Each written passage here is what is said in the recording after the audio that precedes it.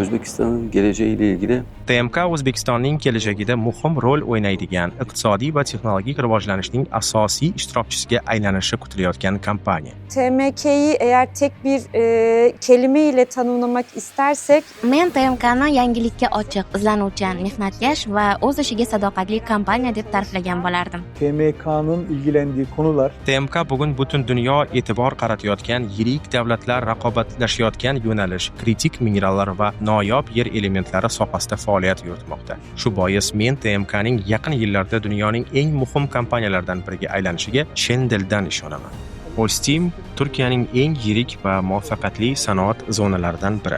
Biz Ostimda shakllangan sanoat ekotizimini O'zbekiston sharoitida rivojlantirish va shu asosda barqaror tizim yaratishni maqsad qilganmiz. Bizning ekotizim Turkiyada sanoat, ta'lim va ilmiy tadqiqot faoliyatini birlashtirgan universitet sanoat hamkorligining eng muvaffaqiyatli namunalarini yaratgan. Shu sababli TMK bilan ishlab chiqilayotgan yangi rejalashtirish, strategik yo'nalishlar va loyihalar ham aynan shu modelga asoslanadi. geleceğin metalleri Teknopark Kelajak metallari texnoparki bilan Turkiyada hamda O'zbekistonda o'tkazilgan uchrashuvlarimiz natijasida shuni ta'kidlashim mumkinki, Ostimda ishlab chiqilgan ekotizim modeli TMK va Kelajak metallari texnoparki faoliyatiga tatbiq etilgach, bu jarayon O'zbekiston sanoatining rivojiga va global kritik metallar tarmog'iga sezilarli ijobiy ta'sir ko'rsatadi.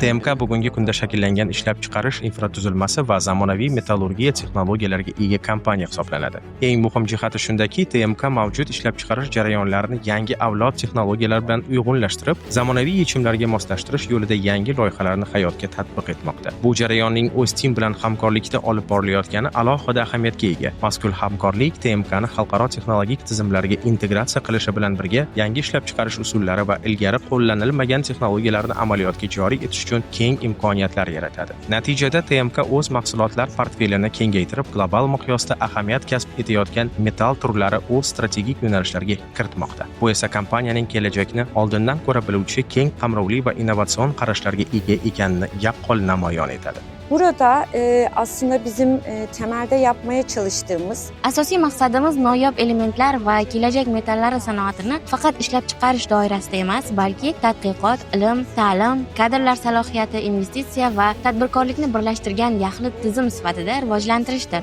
Bu orqali biz barqaror, samarali va uzoq muddatli biznes modelini yaratib, nafaqat O'zbekiston iqtisodiyotiga, balki global sanoat hamjamiyatiga ham hissa qo'shishni maqsad qilganmiz.